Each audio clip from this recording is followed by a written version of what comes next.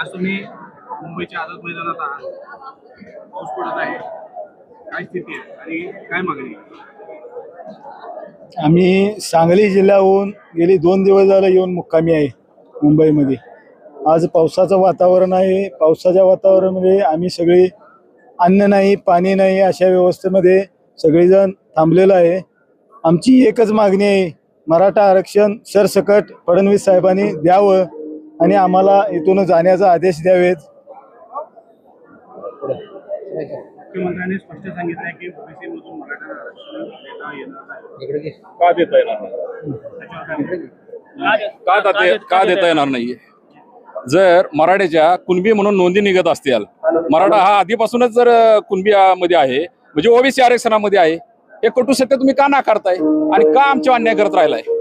ज्या जाती आरक्षणामध्ये नाहीत आहे त्या तुम्ही कुठलाही मागणी नसताना परस्पर तुम्ही त्या जाती ओबीसी मध्ये ऍड करताय. तिथं तुम्हाला कोणाची अडचण येत नाही आणि मराठ्याच्या बाबतीतच तुमचा का पोटदुखी होती, का पोटशिळ आहे तुम्हाला?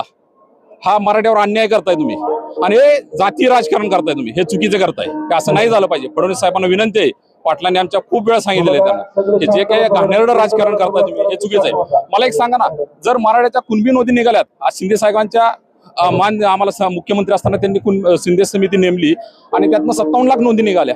म्हणजे मराठा आहेच ना कुणबीमध्ये, म्हणजे ओबीसी आरक्षणामध्ये आहे. मग तुम्ही का नाकारताय? का हे आम्हाला आरक्षणापासून वंचित ठेवताय? तुमचं इंटेन्शन काय आहे?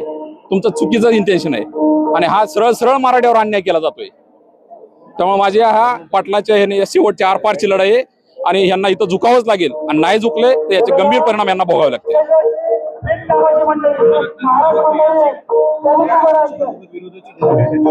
त्यांचं सोडून द्यावं ते विरोध कुणाचा काय आहे? मला सांगा ना, असे कोण काय विरोध करता याला नाही. कायदा मानताना तुम्ही, कायद्याने आम्ही कुणबी आहे ना, म्हणजे आरक्षणात आहेच ना, मग का तुम्ही नाकारताय? का नाकारताय तुम्ही? कोर्टाने सुद्धा याच्याबद्दल विचार करणं गरजेचं आहे. जर महाराष्ट्राच्या रितसर तुम्ही महाराष्ट्राच्या कुणबी नोंदी निघत आहेत आणि तो ओबीसी मध्ये जात आहे तर तुम्ही का नाकारताय?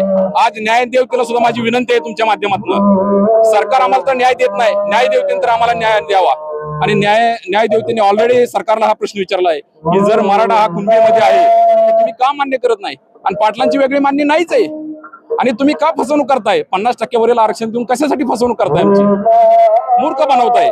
आजपर्यंत तुम्ही मूर्खच बनवत राहिला समाजात आणि आमच्यातले काही जे आहेत लाचार राज्यकर्ते दुर्दैवाने एक कलंक आहेत आमच्यासाठी, की ज्यांनी स्वतःच्या वैयक्तिक स्वार्थासाठी आज मला सांगा जरांगे पाटील मराठवाड्यातूनच का तयार झाले, पश्चिम महाराष्ट्रातनं का झालं नाही आजपर्यंत?